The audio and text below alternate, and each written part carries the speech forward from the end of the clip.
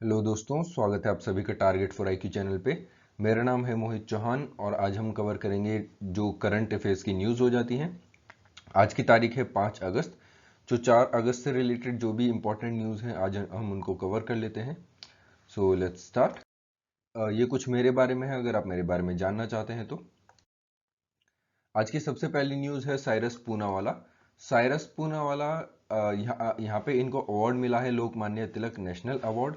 Doctor Cyrus Poonawalla की बात करें तो he is the chairman of Serum Institute of India. आप सभी को पता है सीरम इंस्टीट्यूट ऑफ इंडिया बहुत ज़्यादा न्यूज़ में था, तो इस वजह से इन्हें एक प्रेस्टिजियस अवार्ड मिला है जिसे बोलते हैं आप Lokmanya Tilak national award for 2021।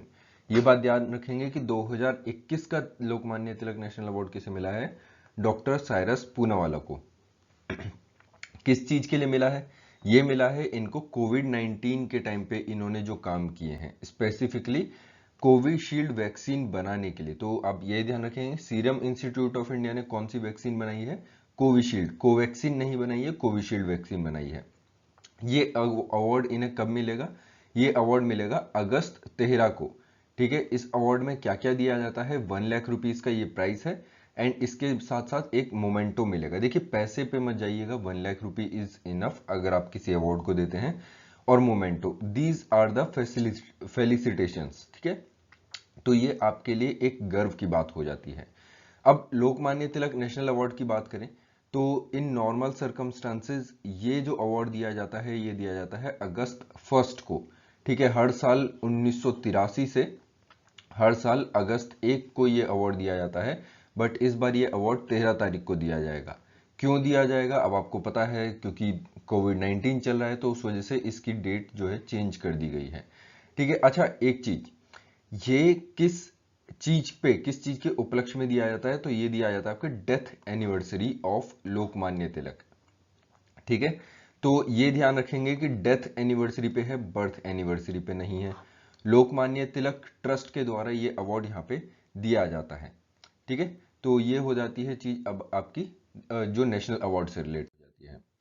फिर नेक्स्ट आता है मुस्लिम वुमेन राइट्स डे, जो ऑब्जर्व किया गया है अगस्त 1 इन इंडिया। अच्छा, ये मुस्लिम वुमेन्स राइट डे इंटरनेशनल नहीं है, ये नेशनल है।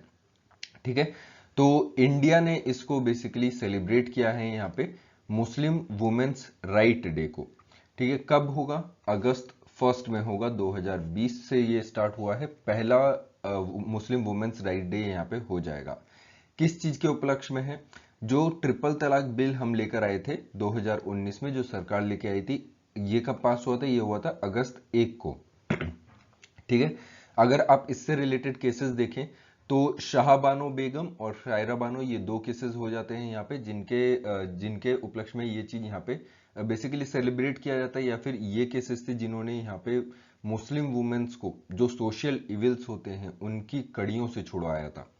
ठीक है, तो ये चीज यहाँ पे हो जाती है। अब इन्होंने जो रिट पिटीशन डाली थी ये बेसिकली आप देखेंगे तो तीन चीजों के खिलाफ थी।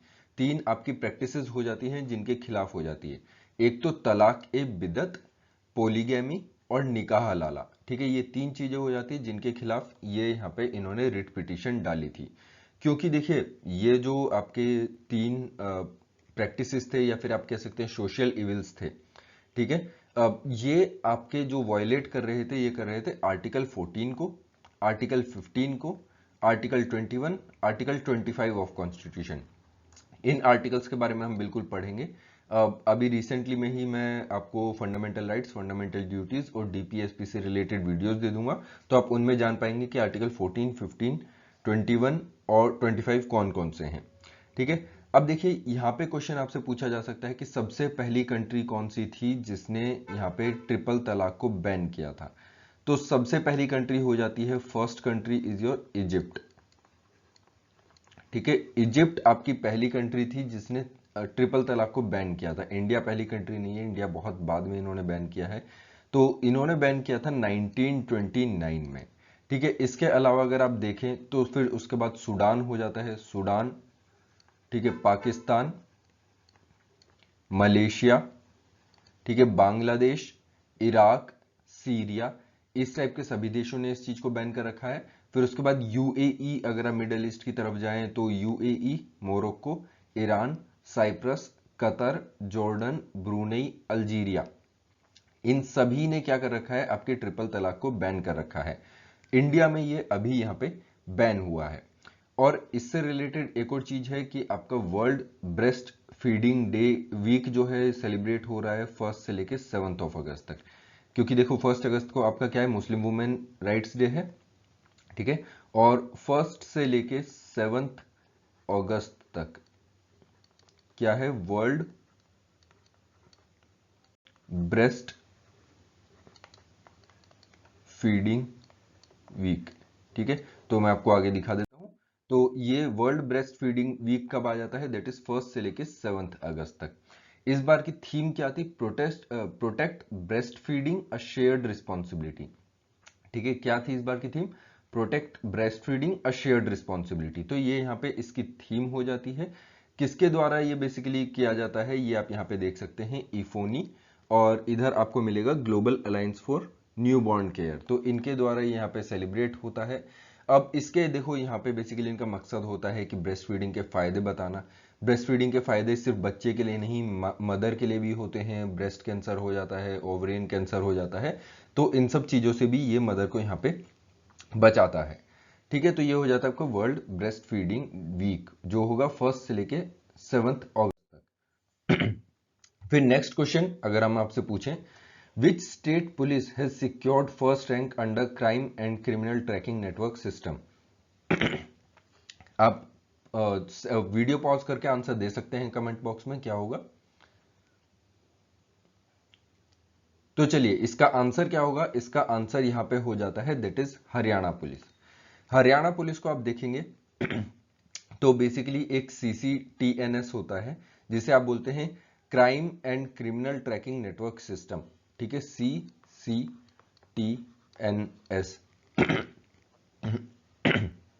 सॉरी, ठीक है। तो इसके अंडर अगर आप देखेंगे तो इसके अंडर आपको मिला है 100% मार्क्स मिले हैं किसको, हरियाणा गवर्नमेंट को, ठीक है। ये किस चीज के लिए होता है, देखो क्राइम एंड क्रिमिनल से रिलेटेड ट्रैकिंग नेटवर्क सिस्टम जो होता है ना, उनसे रिलेटेड ये मार्क्स दिए जाते हैं बेसिकली राज्यों को कि वो यहाँ पे इम्प्रूवमेंट करें, ठीक है। एक यहाँ पे देखो राज्यों में क्या होती है, आपस में जब रेस लगती है ना, तो फिर राज्य अपने आप को इम्प्रूव करने की कोशिश करते हैं, ठीक है। तो सबसे पहला हो जाता है यहाँ पे हरियाणा, फर्स्ट पे हरियाणा हो जाएगा, सेकंड पे आ जाता है गुजरात, ठीक है, और थर्ड पे आ जाएगा यहाँ पे हिमाचल प्रदेश, ठीक है। हिमाचल प्रदेश किस पे आ जाएगा, थर्ड पे आ जाएगा। तो ये तीन आपके टॉप 3 पोजीशंस हो जाती हैं। अब देखो इस चीज के लिए सरकार ने यहाँ पे 2000 करोड़ रुपए अलॉट किए थे 2009 में कैबिनेट ने इस चीज को मंजूरी यहाँ पे दी थी 2000 करोड़ रुपए के लिए।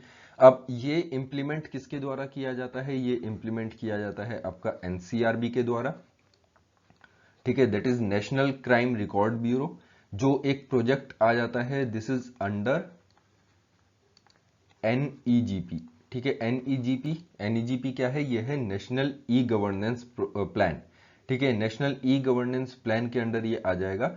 और अगर आप NCRB की बात करें, NCRB किसके अंडर आता है, NCRB आ जाएगा मिनिस्ट्री ऑफ होम अफेयर्स के अंडर, ठीक है। जो आपका नेशनल क्राइम रिकॉर्ड ब्यूरो है ये किसके अंडर आ जाएगा, मिनिस्ट्री ऑफ होम अफेयर्स के अंडर।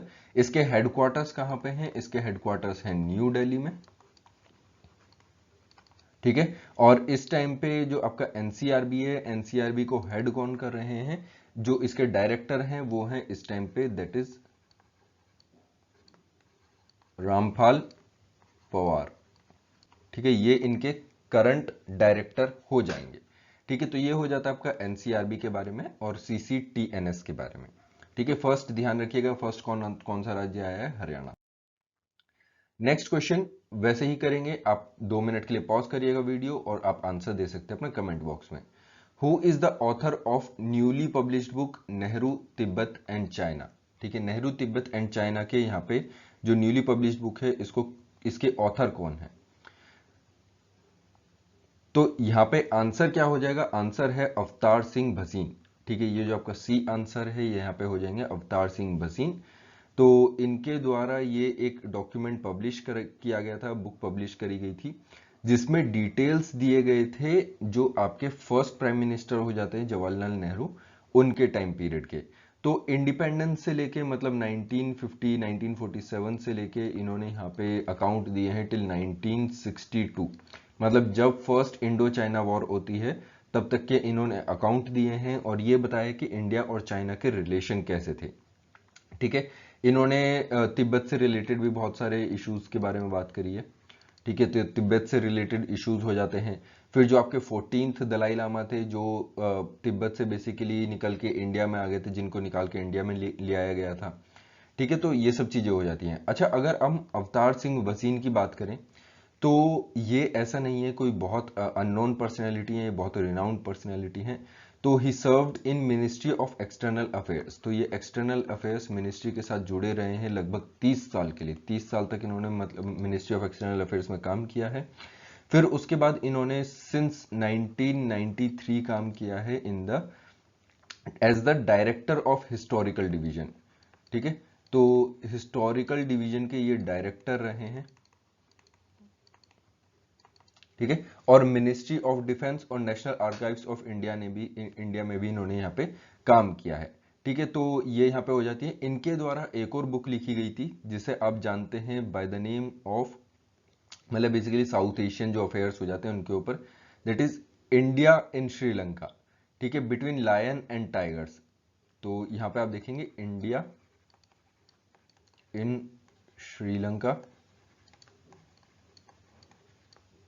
ठीक है, और ये हो जाएगा यहाँ पे between lion and the tigers. ठीक है, तो ये बुक भी इन्होंने यहाँ पे लिखी है। तो Nehru Tibet and China, India and Sri Lanka, between Lions and the tigers. तो इन्होंने ये यहाँ पे सारी बुक्स लिखी हैं। आज की नेक्स्ट न्यूज देख लेते हैं। नेक्स्ट न्यूज है आपकी लॉवलिना बोरगोहाइन से रिलेटेड, जो कि एक बहुत इंपॉर्टेंट न्यूज हो जाती है। इन्होंने 3rd मेडल जीत लिया है इंडिया के लिए। लॉवलिना बोरगोहाइन की बात करें तो has also became the second Indian female boxer after MC Mary Kom to win Olympic bronze. तो ये सेकंड इंडियन वुमेन बन गई हैं। ठीक है, मैरी कॉम अगर आप यहाँ पे बात करें has won the medal in 2012 in London Olympics. Mary Kom ने कब जीता था? 2012 के लंदन ओलंपिक्स में इन्होंने यहाँ पे बेसिकली मेडल जीता था। लॉवलिना बोरगोहाइन की बात करें has become the first ever Assamese women to win the Olympic medal. तो ये फर्स्ट वुमेन रही हैं, ये चीज आप ध्यान रखिएगा। ठीक है, इससे पहले अगर आप देखें तो इंडिया के लिए भी कौन कौन मेडल लेके आ चुका है, तो आप जानते हैं मीराबाई चानू। ठीक है, मीराबाई चानू, इन्होंने वेट लिफ्टिंग में सिल्वर मेडल जीता है। ठीक है, तो वेट लिफ्टिंग में इन्होंने सिल्वर मेडल जीता है। वहीं पे अगर आप बात करें तो पीवी सिंधु ने, आप सभी को पता है कि इन्होंने ब्रॉन्ज मेडल जीता है। किस चीज में? बैडमिंटन में। और ये इंडिया की एक लौती ऐसी प्लेयर हो जाती हैं जिन्होंने 2 मेडल जीते हैं कभी भी ओलंपिक्स में। ठीक है, कौन हो जाएंगी? That is PV Sindhu. ठीक है, अब ये जो यहाँ पे अगर आप देखें बॉक्सर्स में, तो बॉक्सर्स में बेसिकली आप 3rd मान सकते हैं कि 3rd इन्होंने मेडल जीता है। इससे पहले आप जानते हैं मैरी कॉम और विजेंद्र सिंह में, वुमेन में ये 2nd हो जाएंगी और टोटल बॉक्सिंग में ये 3rd हो जाएंगी।